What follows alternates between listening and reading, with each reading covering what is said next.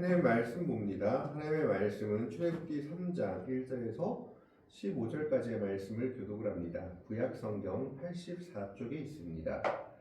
출애굽기 3장 1절로부터 15절까지의 말씀을 교독을 합니다. 1절의 말씀을 제가 먼저 봉독해 올립니다. 모세가 그의 장인 미디안 제사장 이드로의 양떼를 치더니 그 떼를 광야 서쪽으로 인도하여 하나님의 산 호렙에 이르매 여호와의 사자가 떨기나무 가운데로부터 나오는 불보다 맞춰 그에게 나타나시니라. 그가 보니 떨기나무에 불이 붙었으나 그 떨기나무가 사라지지 아니하는지라. 이에 모세가 이르되 내가 돌이켜 가서 이 큰 광경을 보리라. 떨기나무가 어찌하여 타지 아니하는고 하니 그때에 여호와께서 그가 보려고 돌이켜오는 것을 보신지라. 하나님이 떨기나무 가운데서 그를 불러 이르시되 모세야 모세야 하시매 그가 이르되 내가 여기 있나이다. 하나님이 이르시되 이리로 가까이 오지 말라. 내가 선 곳은 거룩한 땅이니 내 발에서 신을 벗으라. 또 이르시되 나는 내 조상의 하나님이니 아브라함의 하나님 이삭의 하나님 야곱의 하나님이니라. 모세가 하나님 뵙기를 두려워하여 얼굴을 가리매 여호와께서 이르시되 내가 애굽에 있는 내 백성의 고통을 분명히 보고 그들이 그들의 감독자로 말미암아 부르짖음을 듣고 그 근심을 알고 내가 내려가서 그들을 애굽인의 손에서 건져내고 그들을 그 땅에서 인도하여 아름답고 광대한 땅 젖과 꿀이 흐르는 땅 곧 가나안 족속, 헷 족속, 아모리 족속, 브리스 족속, 히일 족속, 여부스 족속의 지방에 데려가라 하노라. 이제 가라. 이스라엘 자손의 부르짖음이 내게 달하고 애굽 사람이 그들을 괴롭히는 학대도 내가 보았으니 이제 내가 너를 바로에게 보내어 너에게 내 백성 이스라엘 자손을 애굽에서 인도하여 내게 하리라. 모세가 하나님께 아뢰되 내가 누구이기에 바로에게 가며 이스라엘 자손을 애굽에서 인도하여 내리이까. 하나님 이르시되 내가 반드시 너와 함께 있으리라. 내가 그 백성을 애굽에서 인도하여 낸 후에 너희가 이 산에서 하나님을 섬기리니 이것이 내가 너를 보낸 증거니라. 모세가 하나님께 이르되 내가 이스라엘 자손에게 가서 이르기를 너희의 조상의 하나님이 나를 너희에게 보내셨다 하면 그들이 내게 묻기를 그의 이름이 무엇이냐 하리니 내가 무엇이라고 그들에게 말하리이까. 하나님이 모세에게 이르시되 나는 스스로 있는 자니라. 또 이르시되 너는 이스라엘 자손에게 이같이 이르기를 스스로 있는 자가 나를 너희에게 보내셨다 하라. 15절 말씀 같이 읽습니다. 하나님이 또 모세에게 이르시되 너는 이스라엘 자손에게 이같이 이르기를 너희 조상의 하나님 여호와 곧 아브라함의 하나님 이삭의 하나님 야곱의 하나님께서 나를 너희에게 보내셨다 하라. 이는 나의 영원한 이름이요 대대로 기억할 나의 칭호니라. 아멘. 오늘 말씀은 하나님께서 모세를 부르시고 있는 부르심의 장면입니다. 한마디로 말하자면 모세의 소명장이라고 할 수 있는 장입니다.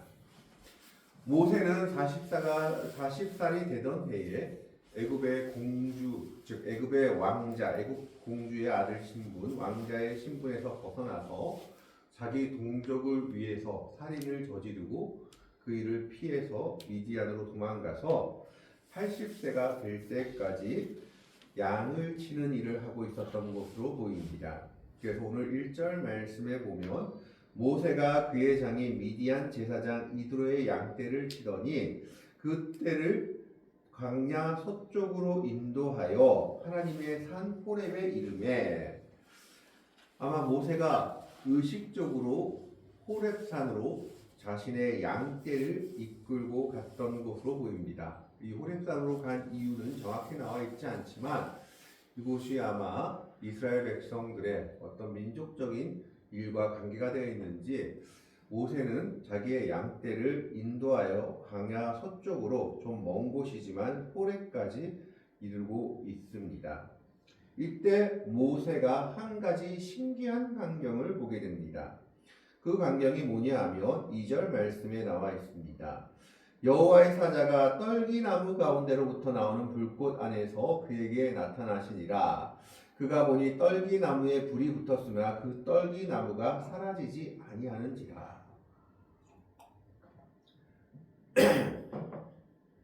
사실 이 당시 사막에서는 사막의 건조한 날씨와 뜨거운 태양으로 인해서 떨기나무든지 어떤 나무에 불이 붙는 것은 그렇게 신기한 광경이 아니었다라고 합니다.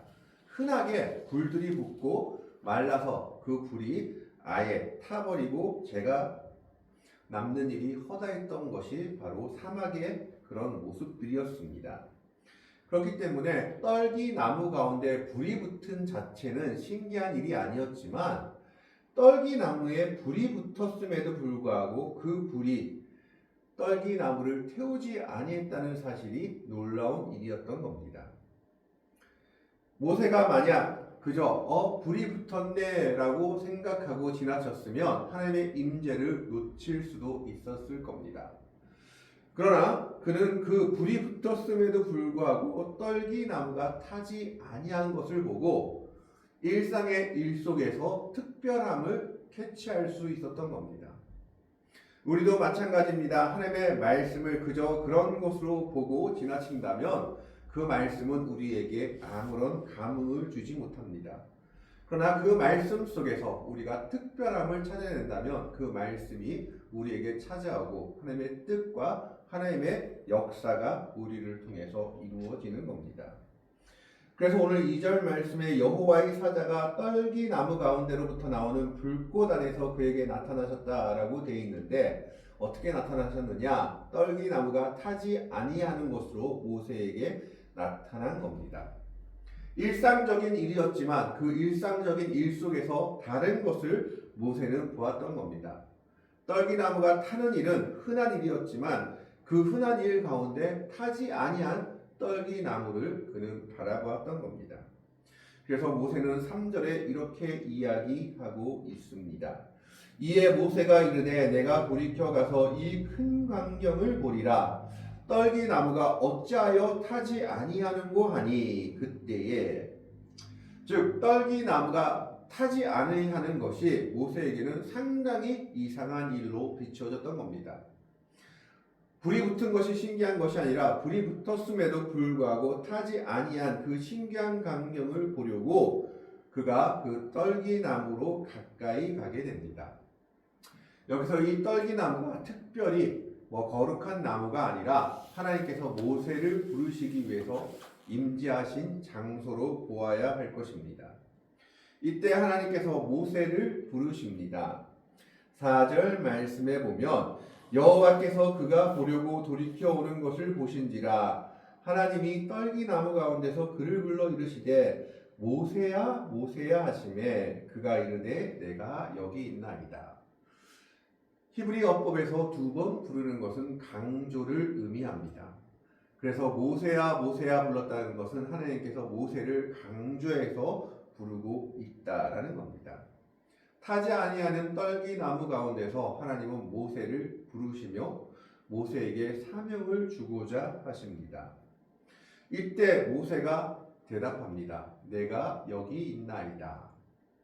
우리가 이것을 통해서 알 수 있는 것은 모세가 모든 것을 버려두고 있었던 것 같고 40살에 실패한 이후에 자신의 사명을 잊어버리고 있었던 것 같지만 그는 그 안에서 80세가 되는 그 순간까지도 여호와에 대한 신앙, 하나님에 대한 신앙, 믿음이 있었다라는 것을 보여주는 겁니다.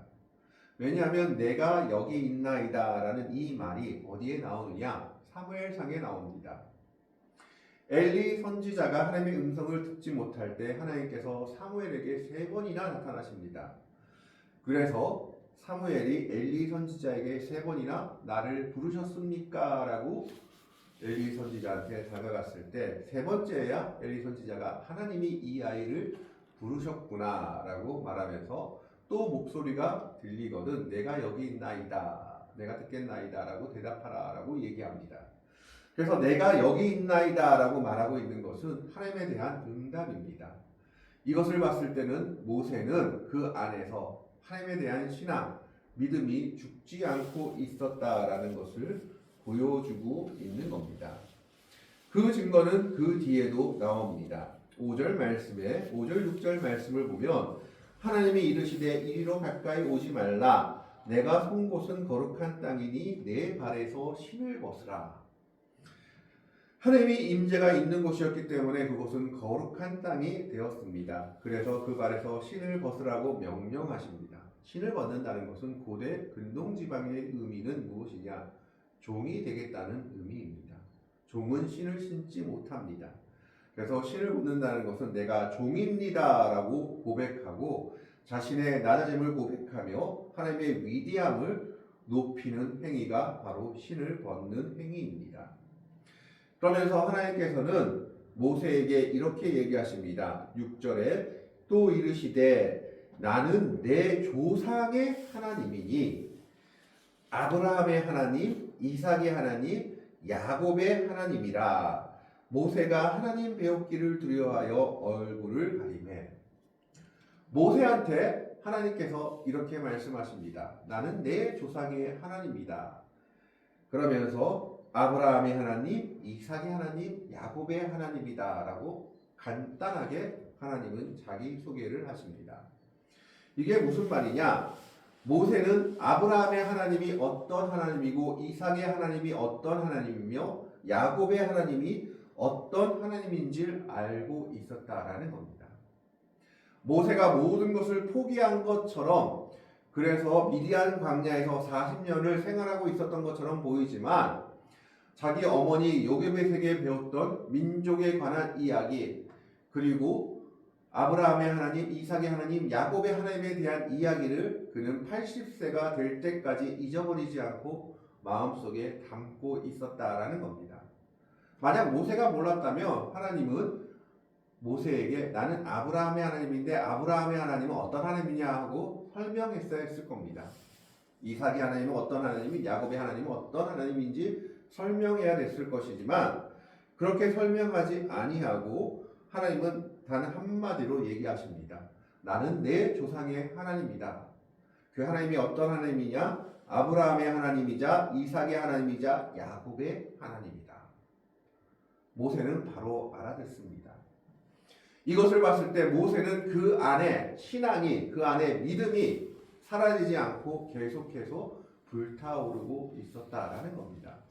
비록 40세 때 자기의 힘과 뜻으로 이스라엘 백성들, 히브리 백성들을 구원하고자 했다가 뜻하지 않게 살인을 저지르고 왕자의 신분에서 도망자의 신분으로 변해버려 40년 동안 양치기의 생활을 하였지만 그 안에서 민족을 향한 소망, 어머니로 배웠던 하나님에 대한 신앙은 사그라들지 않고 있었음을 보여주는 대목입니다.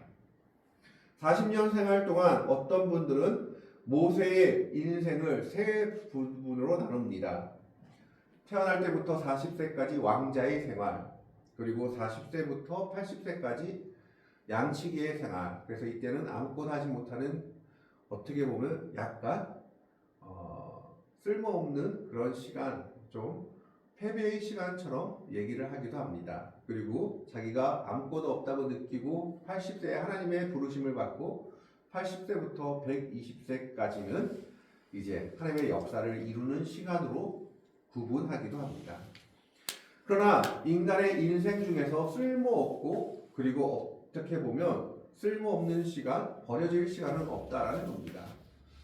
모세의 40년 광야, 어떻게 보면 양떼를 치는 그 시간 속에서도 모세는 하나님에 대한 신앙, 민족에 대한 이야기를 잊지 않고 있었기 때문에 그리고 그는 그 시간 속에서도 자신의 장인 미디안 제사장 이둘의 양떼를 치는 일에 충실하였기 때문에 하나님은 그를 부르셨던 겁니다.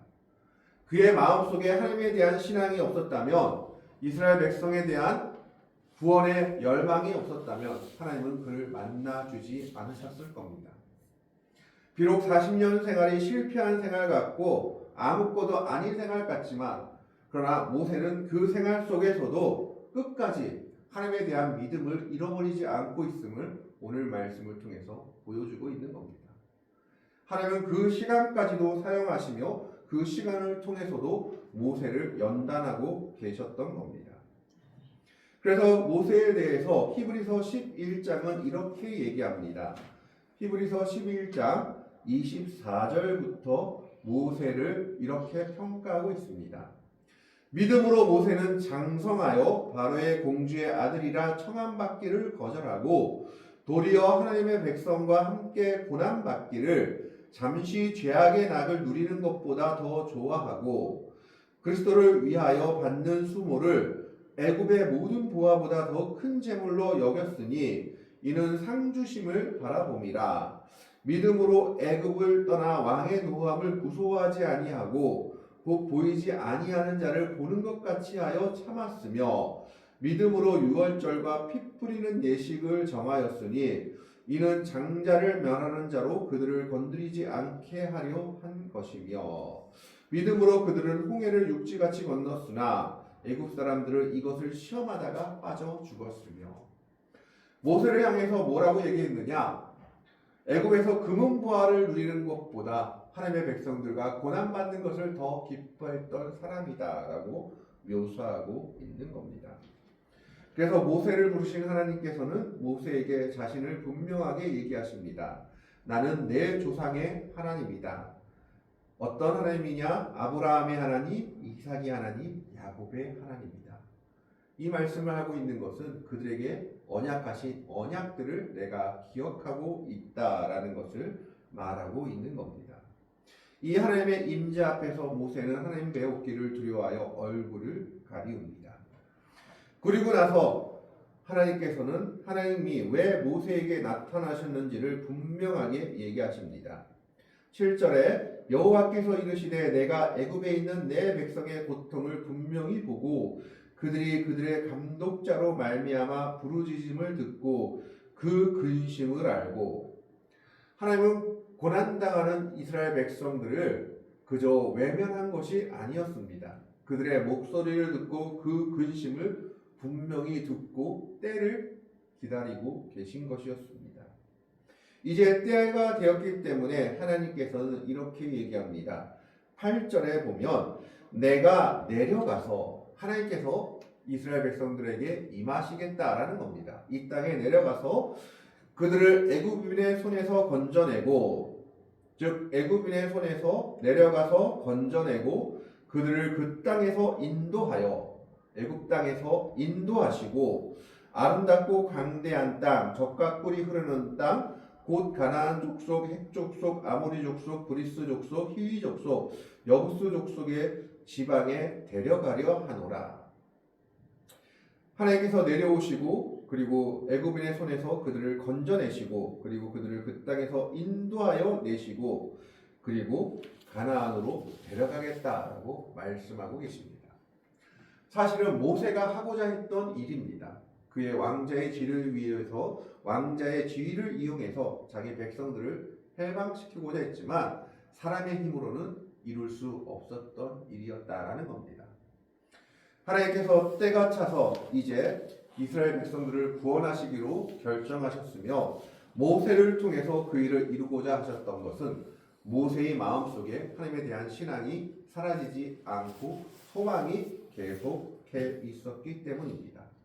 그래서 이제 하나님께서 내려오시겠다라고 말씀하시고 건져내시겠다고 말씀하시고 인도하시겠다고 말씀하시고 데려가겠다라고 말씀하십니다.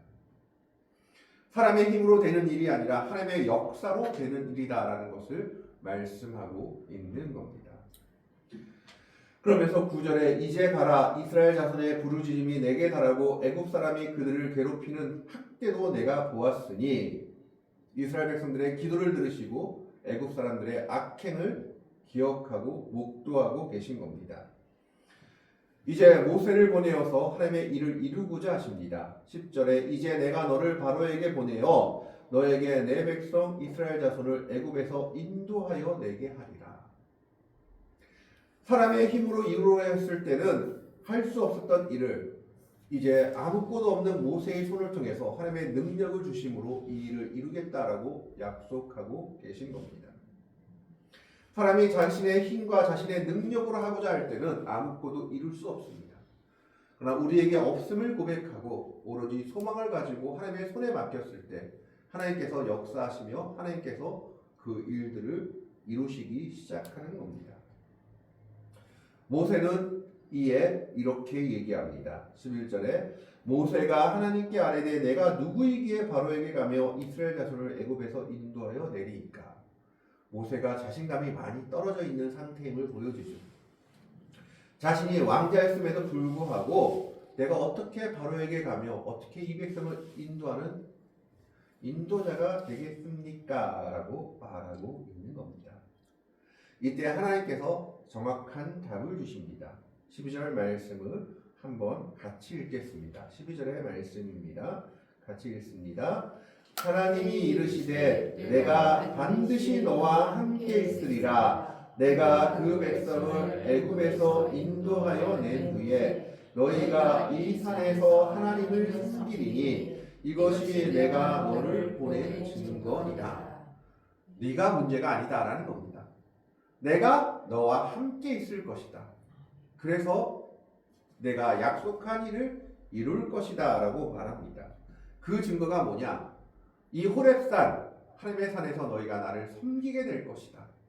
그 뒤에 보면 출애굽하고 나서 호렙산에서 무엇을 받았느냐? 십계명을 받게 됩니다. 하나님은 반드시 하나님의 약속을 이루시는 분이시다라는 것을 말하고 있는 겁니다. 인간의 힘으로는 이룰 수 없지만 하나님이 함께 하심으로 하나님께 역사하심으로 말미암아 왕자의 지위를 가지고도 할 수 없었던 일을 연약한 모세가 할 수 있게 한다라고 말하고 계신 겁니다. 이제는 내 힘과 내 생각을 의지하지 말고 오로지 하나님만 믿고 의지하라는 겁니다. 그러면 하나님께서 그 역사를 이루어 가실 것이다 라고 말하고 있는 겁니다. 이때 모세는 한 가지 질문을 더 합니다. 내가 내 백성에게 가서 하나님을 만났다고 하면 하나님의 이름을 물어볼 것인데 당신의 이름을 그들에게 무엇이라고 말해야 되겠습니까? 이때 처음으로 하나님께서 자신의 이름을 말씀하십니다. 14절에 하나님이 모세에게 이르시되 나는 스스로 있는 자이니라. 또 이르시되 너는 이스라엘 자손에게 이같이 이르기를 스스로 있는 자가 나를 너희에게 보내셨다. 스스로 있는 자라는 뜻이 야훼, 여호와라는 뜻입니다. 스스로 있다라는 것은 어떤 신의 도움, 다른 것의 도움도 없이 홀로 존재하시는 분이시다라는 겁니다. 다른 이방 신화들은 신들끼리 서로 도우며 신들끼리 서로 연합합니다. 하나님은 그런 것이 필요 없이 혼자 계신 분으로 하나님의 역사를 이루시는 분이다라는 것을 보여주고 있습니다. 15절에 하나님이 또 모세에게 이르시되 너는 이스라엘 자손에게 이같이 이르기를 너희 조상의 하나님 여호와 곧 아브라함의 하나님 이삭의 하나님 야곱의 하나님께서 나를 너희에게 보내셨다 하라. 이는 나의 영원한 이름이요 대대로 기억할 나의 칭호라. 왜 갑자기 또 아브라함의 하나님 이삭의 하나님 야곱의 하나님을 말하러 할까요? 그들과 하신 약속을 이루겠다라고 지금 말씀하고 있습니다. 아브라함에게 하신 언약, 내 조상이 내 후손이 별과 같이 많아질 것이다. 바다의 모래와 같이 많아질 것 같은 언약. 그리고 이삭에게 하신 언약, 야곱에게 하신 언약. 400년 만에 이 땅으로 돌아오게 할 것이다 라는 그 언약들을 이루어 주실 하나님이 모세에게 나타났다라고 말하라고 얘기하고 있는 겁니다. 그리고 그 하나님은 스스로 계신 분이십니다. 다른 어떤 신하들과 같이 신들과 연합하며 신들의 도움으로 있는 분이 아니라 혼자 계시며 홀로 거룩하시며 하나님의 뜻을 이루어 가시는 분이다라는 것을 말하고 있는 겁니다. 모세는 40세 때 큰 실패를 맛보았습니다. 사람을 죽이기도 하고 왕자의 자리에서 내려와 도망자의 신세가 됩니다. 그래서 80세가 될 때까지 그는 미디안 광야에서 양떼를 칩니다. 그러나 그럼에도 불구하고 그의 안에 있는 신앙의 불길은 꺼지지 않고 있었다는 것을 모세를 부르신 소명장을 통해서 우리가 알게 됩니다. 비록 인간적으로는 실패했지만 그 안에 있는 신앙의 불길은 꺼지지 않았고 하나님의 약속, 하나님에 관한 믿음들은 계속해서 타오르고 있었던 겁니다. 그렇기 때문에 타지 아니하는 떨기나무를 보고 그가 가까이 갔을 때 하나님의 부르심을 듣게 됩니다. 신발을 벗으라. 모세를 불렀을 때 모세야 모세야 라고 불렀을 때 내가 여기 있나이다 라고 모세는 응답할 수 있었고 나는 내 조상의 하나님, 아브라함의 하나님, 이삭의 하나님, 야곱의 하나님이다 라고 했을 때 그는 알아들을 수 있었습니다. 그리고 그의 소망이 결국은 하나님의 역사로 말미암아 이루어지게 되는 놀라운 일들이 오늘 성경을 통해서 모세를 부르시는 이 소명장을 통해서 보여주고 있는 겁니다. 이제 가라, 이스라엘 자손의 부르짖음이 내게 달하고 애굽 사람이 그들을 괴롭히는 학대도 내가 보았으니 이제 내가 너를 바로에게 보내어 너에게 내 백성 이스라엘 자손을 애굽에서 인도하여 내게 하리라. 사람의 힘으로 못했던 것이 하나님의 역사로 이루어지게 될 것임을 말하고 있습니다. 하나님의 손에 맡김으로 이 일들이 이루어진다라는 겁니다. 모세가 반문합니다. 내가 어떤 사람에게 일을 이룰 수 있습니까? 나는 도망자입니다. 실패자입니다. 이때 하나님이 말씀하십니다. 12절에 하나님이 이르시되 내가 반드시 너와 함께 있으리라. 내가 반드시 너와 함께 있으리라. 내가 그 백성을 애굽에서 인도하여 낸 후에 너희가 이 산에서 하나님을 섬기리니 이것이 내가 너를 보낸 증거니라. 하나님이 함께 계심으로 말미암아 이 놀라운 일들을 이루어 가실 것임을 모세와 이스라엘 백성들에게 약속하고 있는 겁니다. 인생은 한 번쯤 실패할 수도 있습니다. 또 때로는 더 큰 실패를 맛볼 수도 있습니다. 그러나 그 자리에서 실패했다고 좌절하고 주저앉기만 한다면 실패로만 끝날 것입니다. 모세는 한 번 큰 실패를 맛봤지만 그러나 그 안에는 소망이, 믿음이 있었던 것으로 보입니다. 그래서 하나님께서 나타나셨을 때 아브라함의 하나님, 이삭의 하나님, 야곱의 하나님인 것을 알아들었습니다. 우리가 비록 한 번 실패하고 두 번 실패한다 할지라도 우리 안에 있는 믿음의 불길은 꺼지지 말아야 합니다. 그 믿음의 불길이 꺼지지 않았을 때 모세에게 나타나신 하나님께서 모세가 이루고자 했던 일들을 이제 모세의 힘이 아니고 애굽의 힘이 아니라 하나님의 힘으로 이루겠다라고 약속하시는 겁니다. 소망을 가진 모세에게 나타나서 이제 내가 너를 통해서 이스라엘 백성을 구원하겠다. 내가 반드시 너와 함께 있음으로 이 일을 이루어가겠다라고 모세에게 약속하고 계신 겁니다. 오늘 모세에게 약속하신 하나님이 바로 우리에게 나타나신 우리와 함께 계신 하나님입니다. 모세가 소망을 잃지 않고 있었을 때 모세에게 나타나셔서 모세의 소망을 기억하시며 함께 있음으로 그 일을 이루어지겠다라고 약속하신 것처럼 우리도 하나님 앞에서 소망을 가지고 나아갈 때, 믿음을 잃지 않고 나아갈 때 하나님은 모세에게 나타나신 것처럼 우리에게도 나타나실 것입니다. 네가 소망하는 믿음의 일들을 이제 너의 힘이 아니라 나의 힘으로 이루어주겠다라고 약속하실 겁니다. 우리가 무엇이기에 그 일을 이룰 수 있습니까? 라고 말할 때 하나님은 우리에게 말씀하십니다. 내가 너와 함께 있으리라.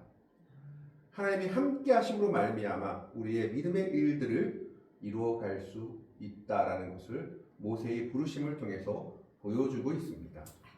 오늘 말씀처럼 우리도 모세처럼 소망을 잃지 않고 믿음의 일들을 잃지 않고 하나님을 소망하며 나아갈 때 하나님은 믿음의 백성들에게 모세에게 나타나신 것처럼 나타나실 겁니다. 너의 힘이 아니라 나의 힘으로 너의 소망들을 이루어주겠다. 믿음의 일들을 이루어갈 것이다 라고 약속하십니다. 내가 누구에게 이 일을 할 수 있습니까? 내가 아니라 내가 너와 함께함으로 나의 힘으로 이 일을 이루겠다라고 하나님은 우리에게 말씀하고 계십니다.